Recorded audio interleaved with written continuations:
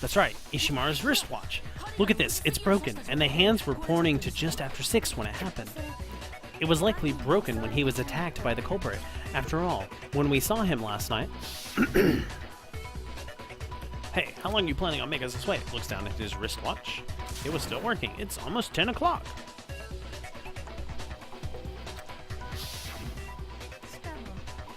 Given his watch wasn't broken last night, there's no mistaking he was attacked at 6 this morning. In short, that's the time Ishimaru was killed. But if he was killed at 6 this morning, it happened much before Yamada's murder. And even before Celeste was attacked a little after 7. Yes, Ishimaru's murder happened before any of the other incidents. We made the wrong assumption. Because of those justice hammers, we wrongly assumed the order of how things happened. The culprit intentionally numbered the weapons and had them increase in size as well, so we would assume the incidents occurred according to the hammer's numbers. Furthermore, if we assume Ishimaru was murdered just after 6, then nobody has an alibi for his murder. Reason being, he was murdered before we met up in the cafeteria. Indeed, that is the case for Ishimaru's murder, but everyone has an alibi for the time Yamada was murdered. Yeah, when Yamada was killed...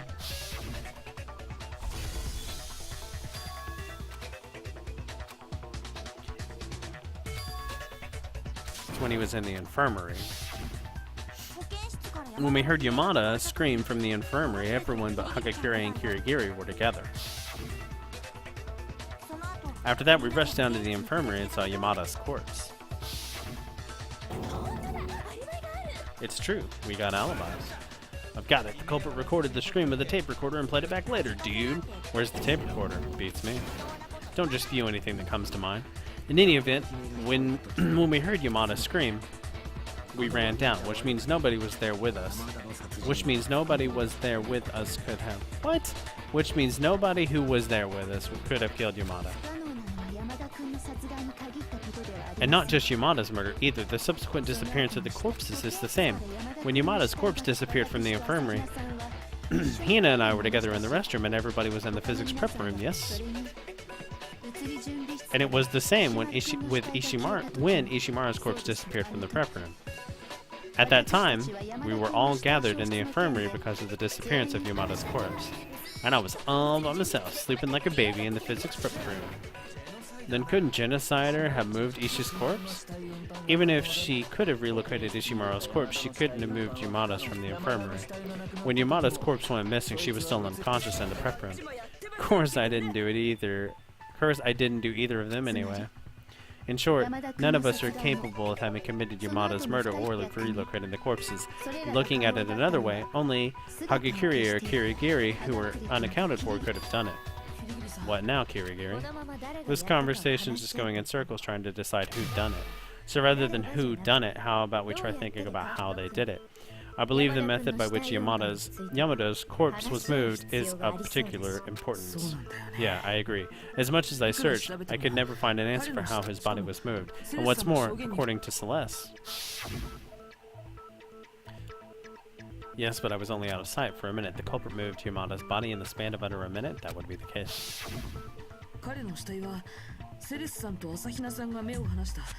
Apparently, his body disappeared in the span of a single minute while Celeste and Hina were away.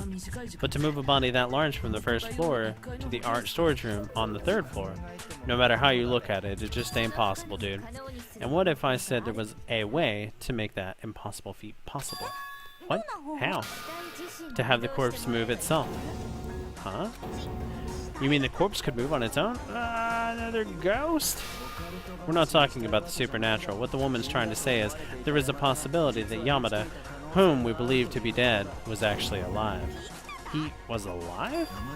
So Yamada was not transported from the infirmary but moved himself with his own 2 legs?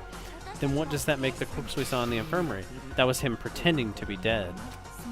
That's not possible. Is it really possible that Yamada was actually alive?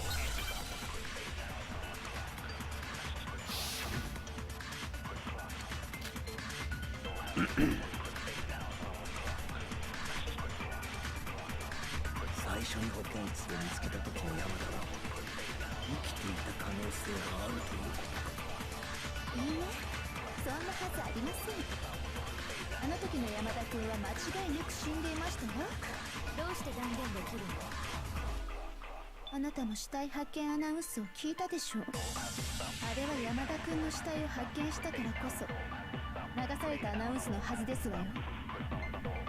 本当にそうかしら。別の誰かの死体に対するアナウンスだった。 Out of the ones given, that's the only thing that makes sense. And the wristwatch made no sense whatsoever in this incident, because we're not talking about Ishimara. そんなはずありません。あの時の山田君は間違いなく死んでいましたよ。どうして断言できるの？あなたの死体発見アナウンスを聞いたでしょう。あれは山田君の死体を発見した。 Aw, yeah. I paid attention this time, guys. The last one was a struggle. This one makes a lot more sense to me. I don't know why. It just does for some reason. Like, these answers seem way easier than the second one. Was that corpse discovery announcement actually triggered by the discovery of Yamada's corpse? Of course it was. We heard the announcement immediately after finding Yamada's corpse. But the people who found Ishimaru's corpse experienced the same thing. He's exactly right. We heard the announcement immediately upon discovering Ishimaru's corpse. What I'm saying is, aren't we confusing Ishimaru's corpse discovery announcement for Yamada's corpse discovery announcement? Had two corpses been discovered, there should have been two announcements. I imagine Monokuma was just being lazy and combined them both into a single announcement. What do you have to say about that? I don't want to step on anyone's toes, so I can't go into too much detail, but I'll tell you this. A corpse discovery announcement only occurs when 3 or more humans first discover a dead body. That doesn't tell us anything, dude. We want to know if you were lacing out on us. No, that was more than enough, huh? He said it only happens when we first discover a dead body, which means no matter how many times we discover the same body, multiple announcements won't be made. That being said, what triggered that corpse discovery announcement? That one? Which one? Over the course of the day, we heard the corpse discovery announcement made twice. There were 2 corpse discovery announcements. The first one happened when we discovered both of the bodies in the infirmary and prep room. And then the second one...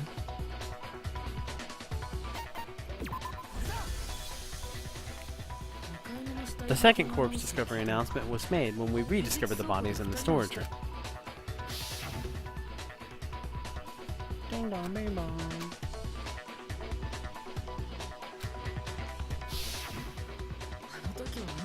At the time, I didn't pay the announcement much mind, but doesn't that contradict what Monokuma told us? If they were only made the first time a body is found, we wouldn't have heard one when we rediscovered them. Then of course it has to be true. What we thought was us rediscovering the corpse was in reality discovering one of them for the first time. Put simply, when Yamada was first found in the infirmary, he was not dead yet. And when we discovered his corpse, in the true sense of the word, in the art storage room. But that's not all. There's even more evidence suggesting Yamada was still alive in the infirmary. Evidence? I know about that. He was good at playing dead. That's all the evidence you need.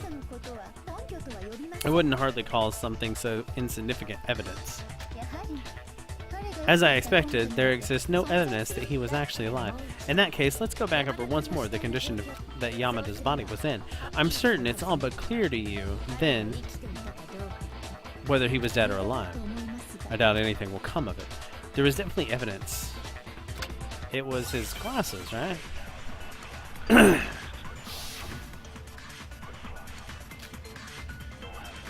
His glasses were dirty on the first discovery, and on the rediscovery they were clean.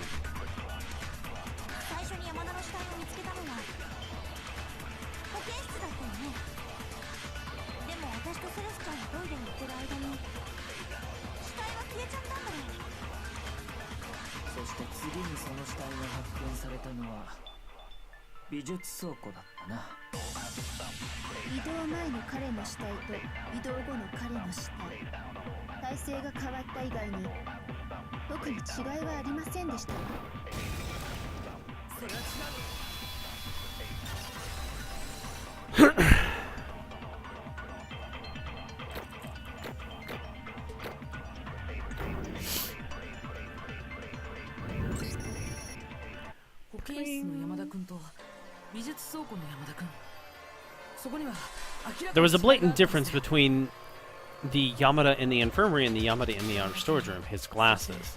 And that should be more than enough evidence to show that Yamada was playing dead in the infirmary. Would you mind explaining yourself? When we first found Yamada's body in the infirmary, his glasses were covered in blood. But when we found him in the art storage room, his glasses were clean. Furthermore, I found something in the infirmary's trash can that I believe was used to wipe off the blood.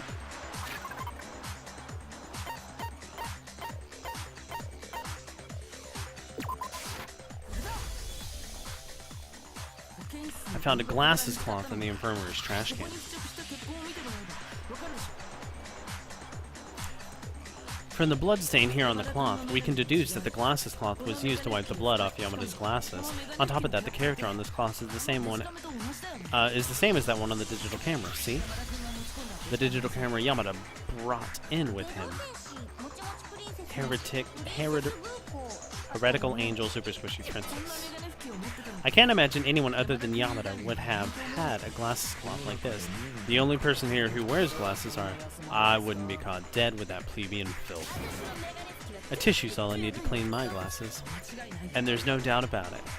This glasses cloth belonged to Yamada. I see. So where does that put us, dude? What it means is that Yamada's glasses cloth was used to clean the blood off of his glasses. Whoops. Sorry about that. But even so, that doesn't necessarily mean he did it himself. Think about it. Think about it a second. What benefit is a clean pair of glasses except to the person wearing them? You make a fair point. So Yams really did it to himself? In which case, that means Yamada was still alive when he was found in the infirmary. And after using his own glasses cloth to wipe the blood from his own glasses, he left the room on his own two legs. The formerly impossible task of moving his corpse doesn't seem so implausible anymore, does it? But if he was just playing dead in the infirmary, then where did all the blood come from? Could it have been pain or something?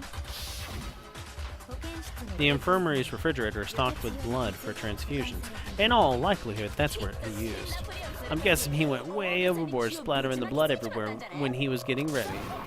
And that's why he needed to clean his glasses. Oh, you're such a jit, Tiffy. Furthermore, if Yamada was still alive at the time, we can also explain the disappearance of Ishimaru's corpse. It's obvious now who moved his corpse. Yamada? That makes sense. Yamada did it, didn't he? So while we were all gathered in the infirmary, he was moving Ishimaru from the physics prep room. If that's the case, we can also explain why the art storage room's door was locked. The storage room was locked? After the two guys' bodies disappeared, we all went searching for them, right? Sakura went straight to the art room then. And then the door to the storage room was locked. On top of that, the door's lock is such that it can only be set from inside the storage room. In other words, when he and Onugami were in the art room, someone else was inside the storage room. Which would mean that Yamada, just after he finished transporting Ishimaru's body, by faking his death, Yamada was able to slip under the radar by bringing Ishimaru to the storage room, meaning he wasn't simply a victim in this incident, but a perpetrator. But to think one of the victims would himself be involved in the crime, no way, I don't believe it. If it's that hard to believe, then I could show you another piece of evidence. There's still more? Yes. The most conclusive evidence of Yamada's involvement has yet to make an appearance. You know what it is, don't you? The item Yamada stole from the victim Ishimaru? It would be that sheet of paper.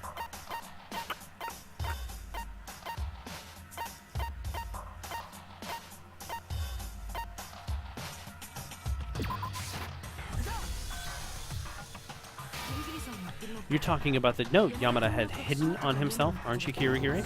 Hidden on himself? We found it hidden in his underwear when investigating his body. Inside? His underwear? His underwear, I see. Putting the whole underwear business aside, how about we take a look at what the note says? Found a hole like a secret path, can see the outside, probably a way out. Would be bad if Monokuma found out, so don't talk to anyone. Meet in the physics prep room at 6 a.m. Ah, that's the note I was telling you about, dude. The culprit lured me out using... Hold on a second. It's not quite the same. The note I got said, would be bad if Monokuma found out, so don't talk to anyone. Meet in the rec room at 1 a.m. Alright. That's right. This is a completely different note from the one you received, Hagakure. Completely different? What I'm saying is, in addition to Hagakure, one other person was called on by the culprit, and the other person who received the note is Ishimaru. The person who received this note was the deceased Ishimaru. Objection, objective. I'm not so sure what you're getting at, but didn't you say Hiffy had that? Then that means it was Hiffy, and not Kitty, who the note was summoning. By Kitty you mean Ishimaru, and by Hiffy you mean Yamato, right? No shit, Sherlock. You don't need to explain every little thing. Yikes, Genocider can be downright terrifying, but I can't back down now.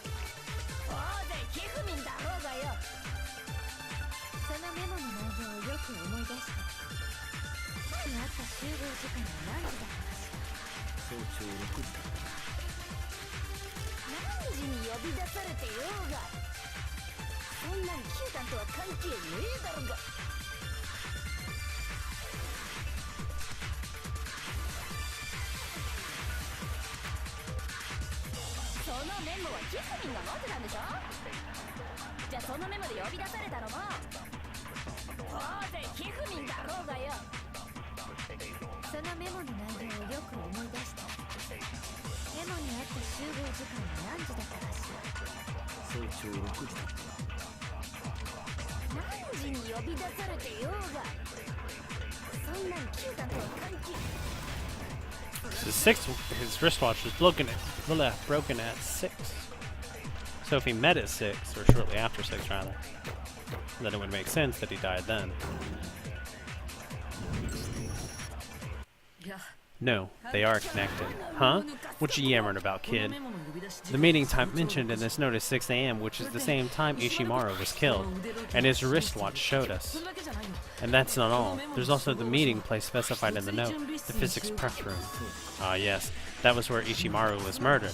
In other words, Ishimaru was killed at the time and in the place given in this note. Isn't that sufficient evidence that Ishimaru was the intended recipient of this note? I see. If that's how it was, no objections. So, Ish was deceived by that note just like me. Gah, what an abhorrent, cold-hearted,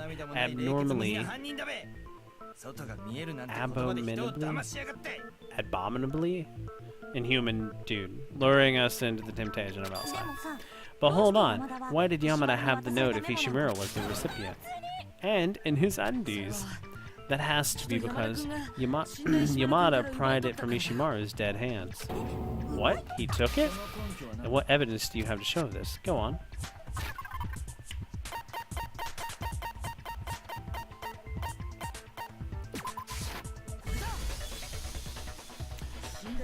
Oh,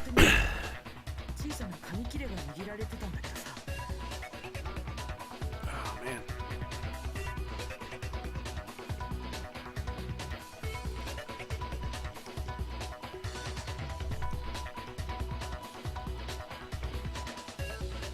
Sorry about that, guys. I just had to stretch. When Kirigiri and I were investigating Ishimaru's body, we found a scrap of paper clenched in his hand. It was if my suspicions are correct, then the torn paper of this piece of paper, just as I thought, it matches the note Yamada had. Then the scrap of paper Ishimaru was holding onto, and the note Yamada was hiding. Exactly, they're both the same sheet of paper. Ishimaru held a fragment of the note he'd supposedly received, while Yamada possessed the remainder. There's only one way to explain this situation. Ishimaru died with the note held tight in his hand. Yamada, attempting to rob him of it, mistakenly left a corner of the page in Ishimaru's script. Is that what you were suggesting? In which case, that means Yamada knew the note was an important piece of evidence. Yes, and that, in itself, is evidence of Yamada's involvement. I see. The stars are aligned, dude. There's no question Yams was inextricably involved in this incident. In essence, Yams is alive right now, and he's the culprit, dude. No, that can't be. Yamada was definitely dead when we found him in the art storage room. The second corpse discovery announcement we heard serves as testament to that. Then who killed Yamada, the true culprit? He was likely murdered where we found their bodies in the art storage room just after moving Ishimaru. Then he was murdered in the span of the time between Ishimaru's disappearance and when we found the bodies. At that time, we had all split up to search for the missing corpses, which is to say nobody had an alibi for Yamada's murder. But me and Sakura were together. Have a little shame, would ya, you fattiest whale? Who are you calling a fat whale? Anywho, dudes, yeah, the time of the death is an issue, but we've got an even bigger problem than that. An even bigger problem, you say? What kind of weapon was used to kill Yams? Weapon? I mean, look at this. The Monokuma file says, Ish and Yams had their heads split open in a similar way with similar weapons. But dude, Justice Hammer number 3 and 4 were left in the infirmary in the physics prep room, you know? If Yams was killed in the art storage room, wouldn't that mean the culprit went back to get one of those hammers off Yams and return the hammer to the room it came from? But isn't that a bit too risky? Now there's a surprise, you've actually got something other than air in that skull of yours. I'll have you know it's packed to the brim, dude. Hagakure is correct. That does indeed pose a problem. The Monokuma file says that the two of them were killed with similar weapons, but hammers 3 and 4 remained in the rooms they were originally found. Then how do you propose the culprit went about carrying off one of the hammers? I can't even imagine a possibility. Then what about Justice Hammer number 1 or 2, the ones used to attack Celeste and Yamada? They too remain in the rooms where they were found, and, anyway, they don't look like they have lethal force. Then... Is it possible something else was used as a murder weapon? There's no way it could have been anything else. They were killed with similar weapons. In which case, what was the weapon used to murder Yamada? Unless we can figure out what was actually used to kill Yamada, we'll never be able to reach the truth behind these crimes. So I gotta do whatever I can to answer that question.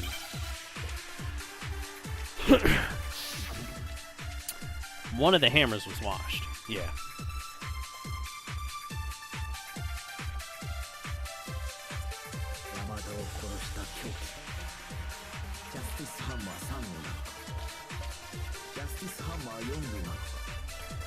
That was like the first thing we investigated, was that one of the hammers was washed. That had like rock bits on it or something.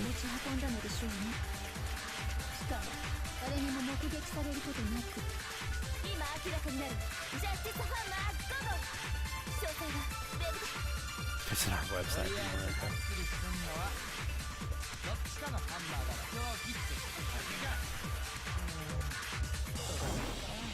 Oh, I missed. That had to be the right one.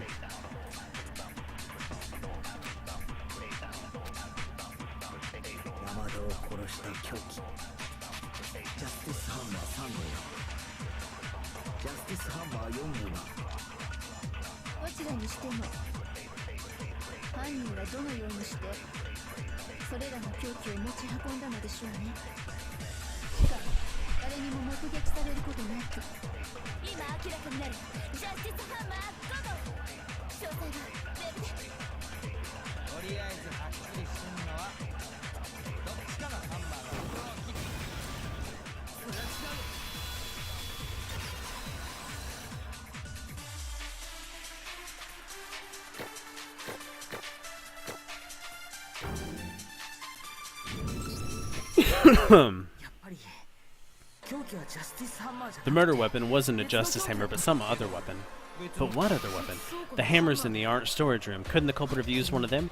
Plus, all the hammers in the art storage room were covered in bits of stone and dust, except for one, which for some reason had been washed. It was washed? I'm certain the hammer was washed because it was the true weapon used to kill Yamada.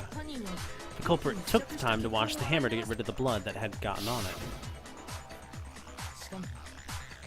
On top of that, there's an array of hammers of all sizes hanging on the wall.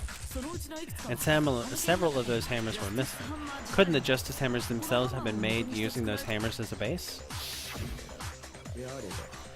If so, it satisfies the condition that they were killed with similar weapons.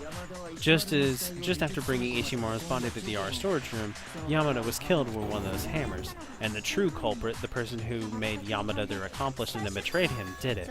No, just hold on a minute, we've already discussed this. An accomplice has nothing to gain given the rules set concerning graduation from the academy. In other words, it is not possible there was an accomplice and you should perish the thought. Accomplices are out of the question, she's right. that should have been the case. It should have been, but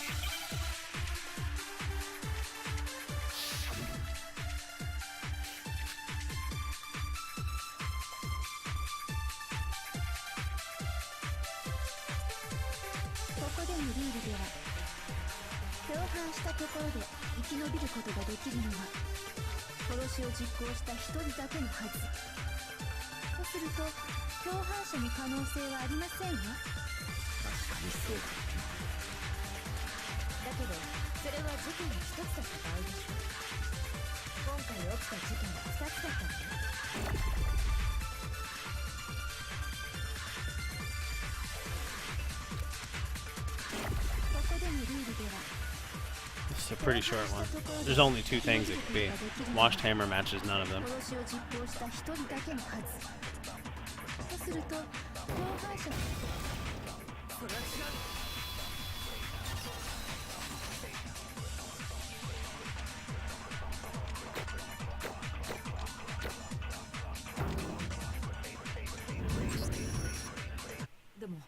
But two separate crimes occurred, so does it really count as a collaborative effort? What do you mean by that? Naturally, having an accomplice is only out of the question in the case of there being a single crime. One murder can save only one person. By adding an accomplice, you throw the scales off balance. Throw the scales off balance? It's a matter of risk versus reward. In other words, the remuneration must be enough to offset the danger. There is no point in co-conspiring a murder if you, too, won't be saved. On the other hand, if you balance the scales, it's not impossible to form a mutually beneficial partnership. Two culprits committing two separate murders, assisting each other in their own respective crimes. The true culprit proposed this plan to Yamada in order to gain his cooperation in their crime. Most likely, Yamada was the one who killed Ishimaru. By committing his murder, Yamada lost his escape route and was forced to help the culprit commit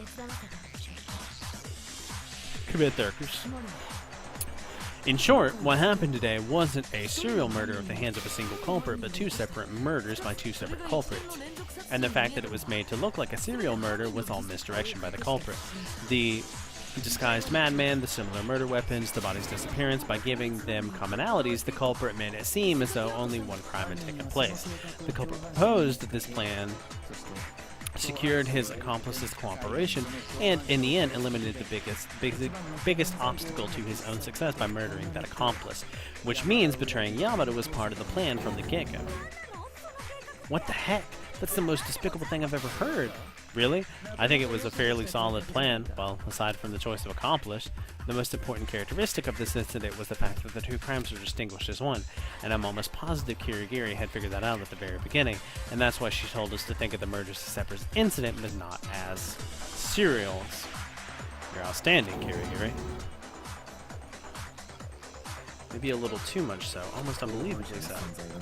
I accept the existence of an accomplice. Now the question begs, who was the one manipulating Yamada? That is the question. The person who controlled Yamada and set the stage for the two murders. Everything we discussed up to this point, every detail of this crime, taking it all together, there's only one person it could be.